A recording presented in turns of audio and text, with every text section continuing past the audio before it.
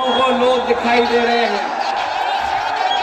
जहां हेलीकॉप्टर की बैरिकेडिंग है उसके पीछे भी, और उसके पीछे खेत में छत पर भी लोग दिखाई दे रहे हैं। ये मिल्कीपुर विधानसभा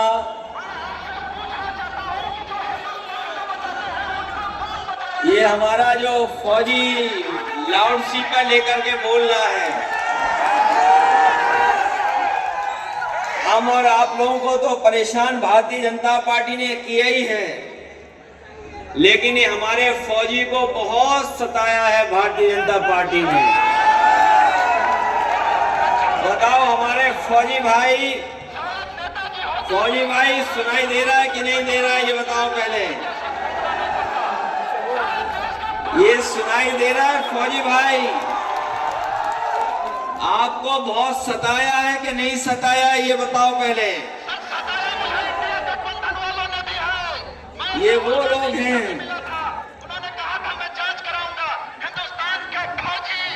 ये वो लोग हैं जो भारतीय जनता पार्टी से सताए हुए लोग हैं। इनकी नौकरी छीन ली, लेकिन ये नौजवान अपनी वर्दी पहन करके अभी भी न्याय की लड़ाई लड़ रहा है। अभी वर्दी नहीं उतारी उसने, भारत का झंडा हाथ में लेकर के और समाजवादी सभा में आकर के भारतीय जनता पार्टी को हराने आया है। मैं आज ये कह सकता हूँ कि हमारे पीडीए के प्रत्याशी अजीत प्रसाद यहाँ से जीत कर, जितना हमारे कार्यकर्ताओं ने यहाँ खड़े हुए लोगों ने मेहनत की है, हमारे संगठन के लोगों ने जितना काम किया है, और यहाँ पर खड़ी हुई जनता जो हमें समर्थन देने आई है, ये बता रही है कि इस बार मिल्कीपुर के लोग मिलकर के ऐतिहासिक वोटों से अजीत प्रसाद को जिता करके लोकसभा में भेजने का काम करेंगे। ये चुनाव, मिल्कीपुर का चुनाव ऐतिहासिक चुनाव होने जा रहा है। यहाँ पर जितने लोग हैं वो सब जानते होंगे कि देश में और खासकर उत्तर प्रदेश में एक ही चुनाव हो रहा है। वैसे तो इस चुनाव को जो और उपचुनाव थे उनके साथ हो जाना चाहिए था, लेकिन किन्हीं कारणों वो चुनाव हो नहीं पाया। जिस समय 10 चुनाव होते तो आपका मिल्कीपुर का भी चुनाव हो जाता, लेकिन बीजेपी ने जानबूझ करके चुनाव नहीं होने दिया। वो जानते थे कि मिल्कीपुर की जनता समाजवादियों का साथ कभी छोड़ नहीं सकती है, इसलिए उन्होंने चुनाव टाला।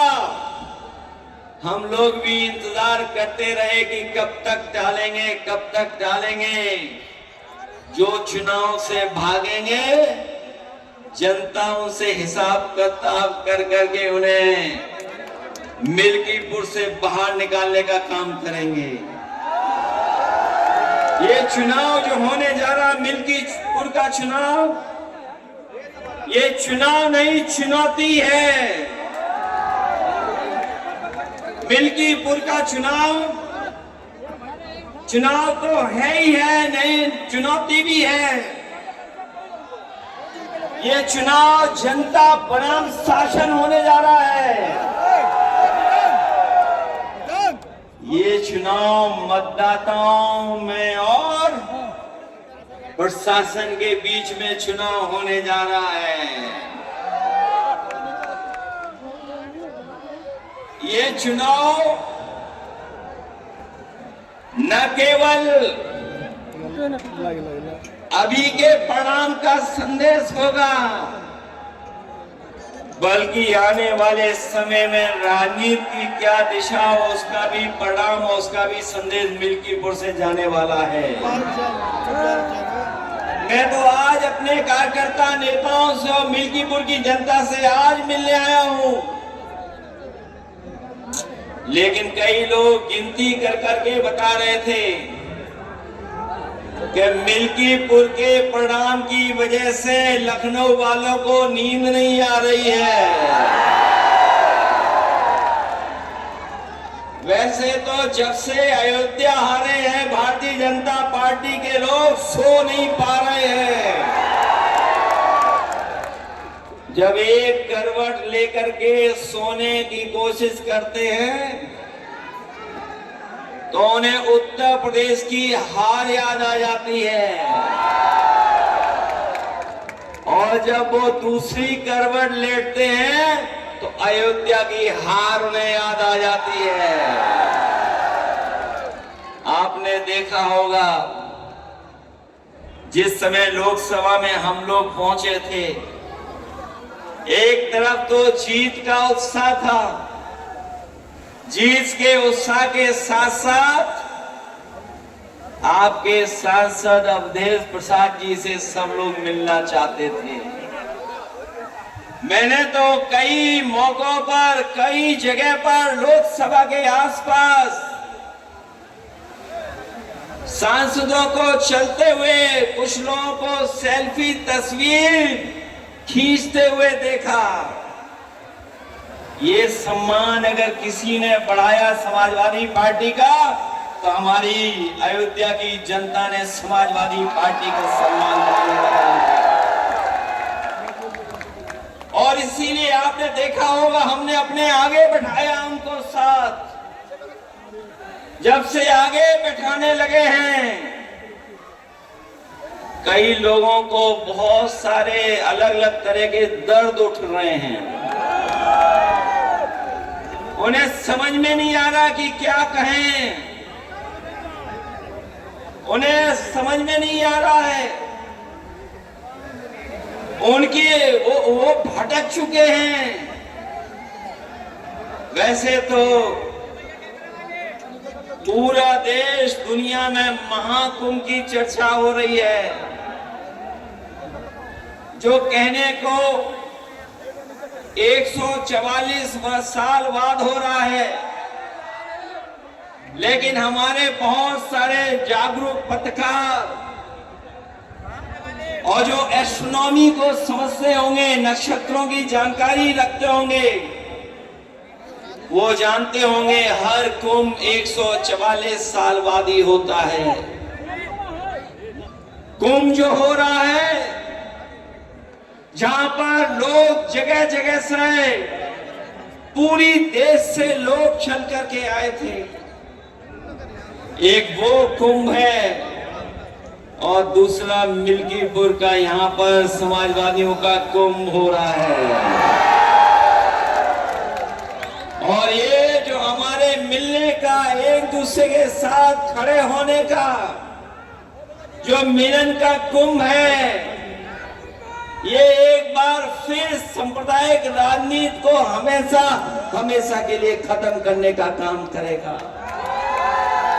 याद होगा हमारे साथियों को, जिस समय अयोध्या का परिणाम आया था, मैंने दिल्ली की प्रेस और लखनऊ की प्रेस के सामने और जनता के लिए कहा था कि अयोध्या की जनता ने समाजवादी पार्टी और अवधेश प्रसाद जी को जिता करके हमेशा हमेशा के लिए सांप्रदायिक राजनीति को खत्म करने का काम किया। ये जो सांप्रदायिक राजनीति का जो रास्ता था, वो अगर किसी ने खत्म करने का काम किया तो वो हमारे अयोध्या और अयोध्या धरती के लोगों को मैं धन्यवाद देना चाहता हूं, उनका आभार प्रकट करना चाहता हूं। ये जो महाकुंभ के प्रचार को न जाने किस ऊंचाई तक ले जाना चाहते थे, जो घटनाएं वहां हुई हैं महाकुंभ में, हम और आप लोग कल्पना नहीं कर सकते हैं। हम लोग कल्पना नहीं कर सकते हैं। जिस दिन से स्नान होना शुरू हुआ है, सरकार लगातार गिनती बता रही है, कभी कहती है कि इतने करोड़ लोगों ने स्नान कर लिया है, कभी आंकड़े देती है कि इतने करोड़, 30 करोड़ से ज्यादा लोग स्नान कर चुके हैं। जब हम और आप लोग लौट करके जाएंगे तो आपको, हम लोगों को नए आंकड़े मिलेंगे कि इतने करोड़ लोगों ने स्नान कर लिया है, जो करोड़ों के आंकड़े दे रहे हैं। और मैंने सुना था उनका भाषण, अयोध्या में भी 16 करोड़ लोग आ चुके हैं, दर्शन कर चुके हैं। जो सोचिए करोड़ों का हिसाब किताब दे रहे हैं, वो वहां पर जिन लोगों की जान गई उनकी गिनती नहीं दे पा रहे हैं, उनके आंकड़े नहीं दे पा रहे हैं। ऐसा कभी नहीं हुआ था, ऐसा कभी नहीं हुआ। और जब कभी भी हुआ है तो उस समय की सरकारों ने स्वीकार किया है। ये पहले मुख्यमंत्री हैं जो सच्चाई को स्वीकार नहीं कर रहे हैं। कहते हैं कि हम 3 बजे से उठ करके इस पूरा इंतजाम देख लेते हैं, लेकिन जिस समय घटना होना शुरू हुई है, अगर उसी समय पर सरकार ने कुछ सही फैसले उठाए होते तो आज जिन लोगों की जान गई उनकी जान नहीं गई होती। कभी आप कल्पना कर सकते हो, जो करोड़ों गिन ले रहे हैं उन्हें 17 घंटे लगे सच बोलने पर, गिनती बताने पर, और जो अभी 30 की गिनती दी है वो गिनती सही नहीं है। वहां से जो जानकारी आ रही, जो सूचनाएं आ रही हैं, अभी भी बहुत सारी ऐसे लोग अपने परिवारजनों को ढूंढ रहे हैं, वो चाहे मिल जाए हमें। 100 घंटे से ज्यादा हो गए हैं। जो लोग कह रहे थे कि हमने 100 करोड़ लोगों के आने का इंतजाम किया है, वो सोचिए कुछ करोड़ लोगों के सही से स्नान भी नहीं करा पाए। जो लोग आए थे उस रात, करोड़ों करोड़ों लोग बिना स्नान के चले गए। कोई संगम में नहीं पहुंच पाया, कोई भी इंतजाम सरकार नहीं कर पाई। ऐसा पहली बार हुआ होगा जहां पर करोड़ों लोगों को बुलाया हो, लेकिन स्नान करने का मौका उनको नहीं मिला, उन्हें वापस खदेड़ दिया गया। जो तस्वीरें आई हैं, वीडियो आए हैं, हमारे मुख्यमंत्री, याद रखना, वो कम पढ़े लिखे या ज्यादा पढ़े लिखे, इसका आकलन आप कर लो। ये जितना भी नौजवान खड़ा है, ये जानता है सोशल मीडिया पे क्या चल रहा है, क्या खबरें चल रही हैं। ये बड़े बड़े अखबार वाले छाए, ये बड़े बड़े टीवी चैनल वाले पैकेज के इशारे पर सही खबरें दिखाएं न दिखाएं, लेकिन हम उन तमाम लोगों को बधाई देना चाहते हैं जिन्होंने कम से कम सच्चाई सामने लाने का काम किया है। कई लोग घूम रहे हैं, भटक रहे हैं। कोई बेटी अपनी मां को ढूंढ रही है, कोई भाई को ढूंढ रहा है, कोई अपनी ददिया ससुर को ढूंढ रहा है, कई बहनें अपने पिता को ढूंढ रही हैं। एक बेटा अपने पिता की तस्वीर लेकर के मोबाइल पर घूम रहा है कि उसके पिताजी मिल जाएं, कोई बता दे कहां हैं, लेकिन अभी भी सरकार बताने के लिए तैयार नहीं है। बताइए आप, क्या यही सरकार जो 100 करोड़ के इंतजाम के साथ खड़ी थी, वो कुछ करोड़ लोगों को स्नान भी नहीं करा पाई, और आज भी मरने वालों के आंकड़े सही नहीं दे पा रही है। न मरने वालों के आंकड़े सरकार दे पा रही है, और जो लोग खो गए हैं महाकुंभ में, उन लोगों की भी जानकारी नहीं दे पा रही है। मैं इस मौके पे कहना चाहता हूं, लोग वस्त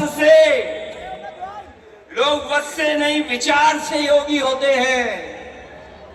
कुछ लोग समझते हैं कि वस्त्र पहनने से ही योगी हो जाते हैं। लोग वस्त से नहीं विचार से योगी होते हैं। जो सत्य के रास्ते में चले वही योगी है, और वो जो सत्य को छिपाए वो कभी योगी नहीं हो सकता है।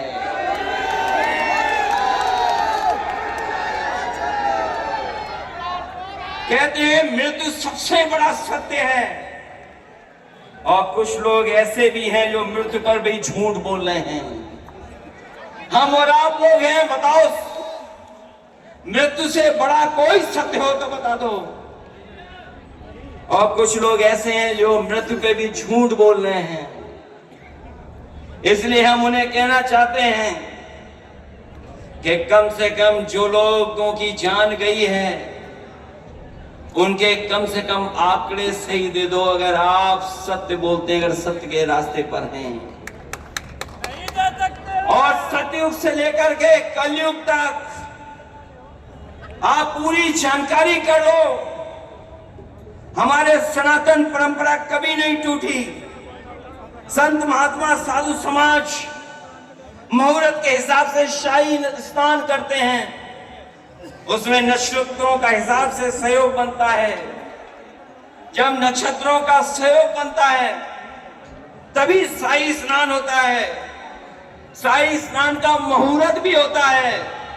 हमारे तमाम साथी जानते होंगे, हिंदू समाज में तारीख और मुहूर्त दोनों निकाले जाते हैं, और उसी के हिसाब से हमारे शाही स्नान करते हैं। लेकिन पहली बार ऐसा हुआ होगा कि सनातन परंपरा को टूटने का काम अगर किसी ने किया है, तोड़ने का काम तो इस सरकार ने किया है। हादसे में छिपाए करके हादसे को छिपाया इन्होंने हमारे देव तुल्य, हमारे धरती के देव साधु संतों से छिपाने का काम किया, और इन्होंने आदेश दिया खड़े लोगों को कि शाही स्नान के लिए जाइए। ये जो लोग सच नहीं बोल पा रहे हैं वो कभी भी जनता के पक्ष में कोई फैसला नहीं लेंगे। जो लोग घबराए होते हैं, गुस्से में होते हैं, खिसिया जाते हैं, वही ऐसी भाषा का इस्तेमाल करते हैं। मैं अपने आप देव प्रसाद जी का दुख समझ सकता हूं। जो घटना फैजाबाद अयोध्या में हुई है, दुनिया में कोई कल्पना नहीं कर सकता है कि ऐसी भी घटना हो सकती है। आज जो लोग अपनी बेटी को ढूंढने निकले, पुलिस से लाश मिली, और लाश से पहले उस बेटी के वस्त्र मिले, और जिस हालत में उस बेटी के साथ जो हुआ कोई देख नहीं सकता, वो तस्वीरें उसके बारे में जानकारी नहीं कर सकता है। स्वाभाविक है एक पिता, एक भावुक व्यक्ति जिसका इतना लंबा सफर राजनीति कर रहा हो, अगर परिवार के लोगों का दुख समझ करके अगर उन्हें रोना आ गया, दुख हो गया उन्हें, तो सोचो हमारे वस्त्र पहनने वाले लोगों ने क्या कहा। उन्होंने क्या कहा, आप में से बहुत सारे लोग जानते होंगे। वो कहते हैं कि हम लोग ढोंग कर रहे हैं, हम समाजवादी लोग हैं, दुख और तकलीफ में खड़ा होना जानते हैं, अन्याय होता है खड़ा होना जानते हैं। यहां पर जितने लोग हैं वो जानते होंगे, मित्र सेन यादव भी जब कभी भी कहीं कोई अन्याय हुआ होगा तो वो खड़े हो गए होंगे जाकर के। दुख तकलीफ बड़ी परेशानी, जेल में रहना पड़ गया, लेकिन पीछे नहीं हटे, अन्याय के खिलाफ लड़ते रहे। वही समाजवादी लोग हम लोग हैं। बेटी के साथ जो कुछ हुआ है, और ये केवल घटना अयोध्या की नहीं, मैं अपने आंकड़ों के हिसाब से कह सकता हूं, और यहां पर जितना नौजवान खड़ा है जो मोबाइल को चलाना जानता है, गूगल करना जानता है, वो जानकारी कर लेना आंकड़ों के हिसाब से आज सबसे ज्यादा अन्याय और पीड़न और घटनाएं बेटियों के साथ कहीं हो रही हैं, तो यही मुख्यमंत्री हैं जिनकी सरकार में सबसे ज्यादा अन्याय हो रहा है। पूरे देश में नंबर 1 पर है, पूरी देश में नंबर 1 पर है। और ये ऐसे सरकार के मुख्यमंत्री हैं, हर चीज छिपा लेते हैं, ये छिपाना जानते हैं, लेकिन कोई काम करना नहीं जानते हैं। ना बदलना जानते हैं ना। ये अगर काम करना जानते होते तो आपके बुलाने पर समय पर एम्बुलेंस आती। जो एम्बुलेंस कभी समाजवादियों ने शुरू की थी, जो एम्बुलेंस समाजवादियों ने शुरू की थी, वही व्यवस्था काम आई महाकुंभ में, वही व्यवस्था काम आई। लेकिन हमारे मुख्यमंत्री इतने जानकार हैं कि बताओ, एम्बुलेंस व्यवस्था ही खराब कर दी। जो पुलिस को दी थी व्यवस्था हम लोगों ने चलाने की 100 नंबर की, वो 100 नंबर भी 112 कर दिया। और 112 करने के बाद आप जानते होंगे, आप लोगों से हिसाब किताब होता है, तभी कुछ न्याय मिलता है, तभी कुछ कार्रवाई होती है। ये जो भ्रष्टाचार उत्तर प्रदेश में बढ़ा, इसकी आप कल्पना नहीं कर सकते हो। भ्रष्टाचार कहां पहुंच गया है। सुनने में आया है कि सरकार के बहुत सारे लोग महीनों से पड़े हुए हैं, कई मंत्रीगण घूम रहे हैं यहां पर, कई मंत्री घूम रहे हैं, लालच भी दे रहे होंगे और डरा धमका भी रहे होंगे। ये इनके चुनाव लड़ने का तरीका है। मैं ये भी जानता हूं कि ऊपर से नीचे सब अधिकारी इन्होंने चेक कर लिए हैं। इन्होंने ऊपर से नीचे तक सब अधिकारी चेक कर लिए हैं। एक दिन मैंने अपने एक्स पर लिख दिया कि अयोध्या में इतने अधिकारी पोस्ट हैं, तो यहां सरकारी लोगों को इशारा आया होगा लखनऊ से कि जो एक्स पे लिखा है, वो एक्स पे ऐसा लिखा है, इसका जवाब आप दीजिए। जब उन्होंने मेरा एक्स पे लिखे हुए का जवाब दिया, मैंने कहा कि 13 में से केवल 3 पीडीए परिवार के अधिकारी हैं, तो उन्होंने कहा कि काबिलियत के हिसाब से पोस्टिंग होती है। काबिलियत के हिसाब से पोस्टिंग होती है। उसके बाद हमने दोबारा एक्स पे डाल दिया कि जो अयोध्या में एसओ पोस्ट हैं, इसमें बताओ पीडीए परिवार के कितने हैं। जब से मैंने वो पोस्ट किया है, लखनऊ से लेकर के अयोध्या के अधिकारियों को सांप सूंघ गया है, जवाब नहीं दे पा रहे हैं। और जो लोग हमारे सोशल मीडिया को देखने का तो टाइम है, उन पर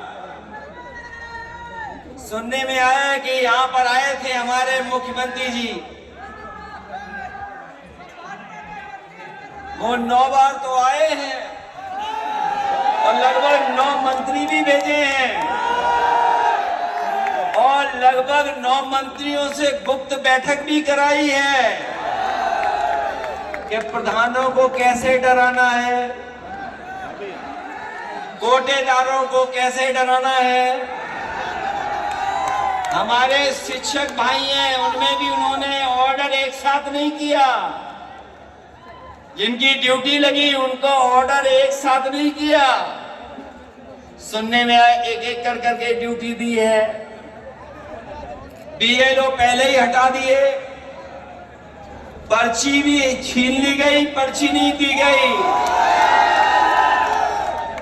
तो ये बताओ ये कौन सा लोकतंत्र चल रहा है जिसमें इस बात की घेराबंदी चल रही है कि हम समाजवादी लोग वोट न डाल पाए। ये सब किसके इशारे पर हो रहा है?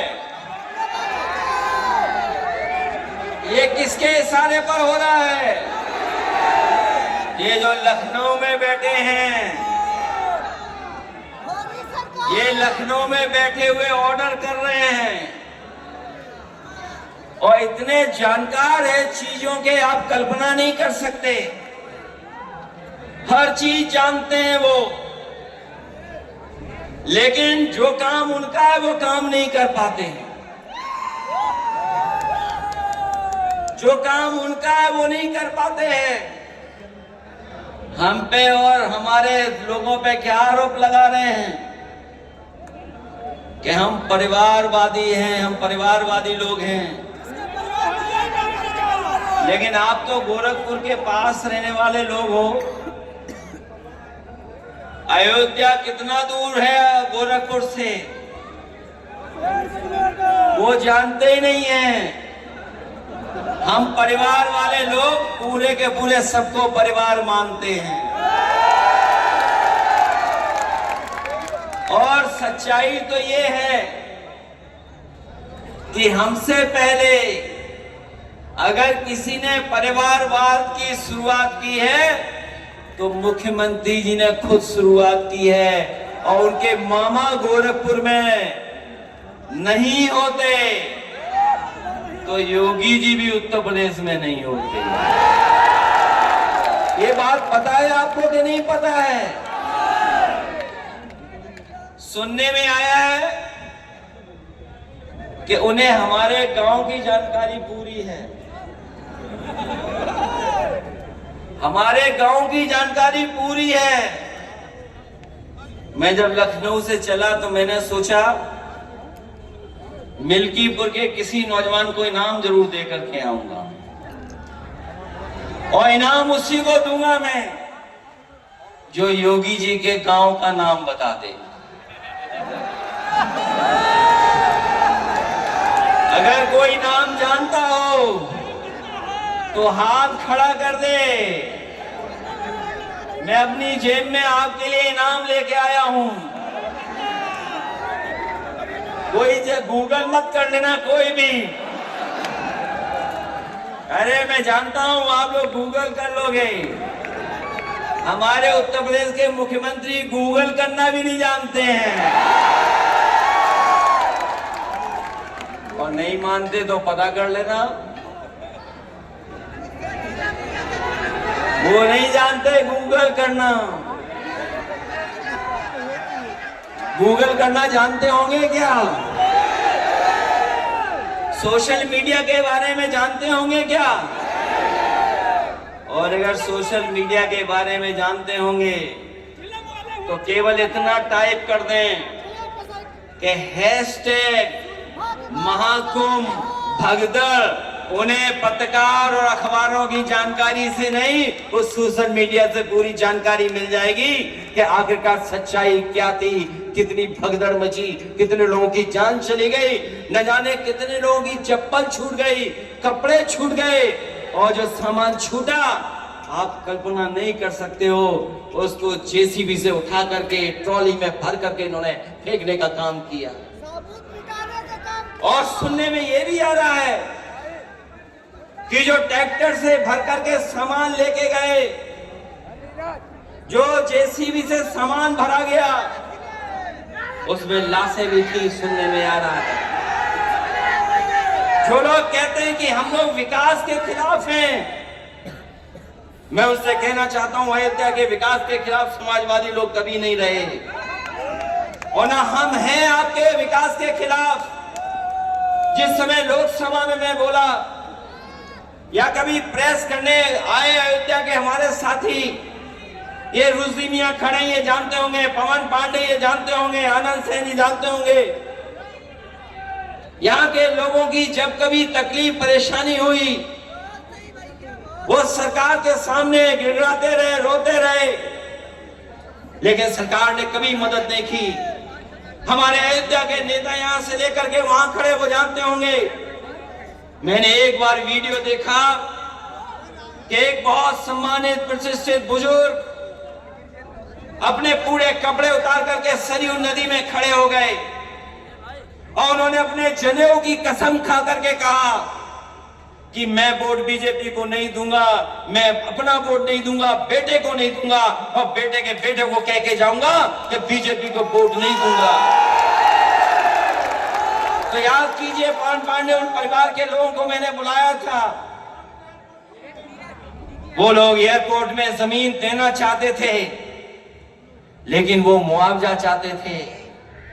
ये लोग बाजार का मुआवजा नहीं देना चाहते, किसान की जमीन छीनना चाहते हैं। हम लोग किसान के साथ खड़े थे, हम लोग गरीब के साथ खड़े थे। ये जमीनें छीनना चाहते थे, हम लोग विकास के खिलाफ नहीं थे। अयोध्या के तमाम व्यापारी जिनकी दुकानें टूट गई, नहीं दिया। कई व्यापारी बहुत गरीब थे, रो रहे थे, पीड़ित थे, परेशान थे।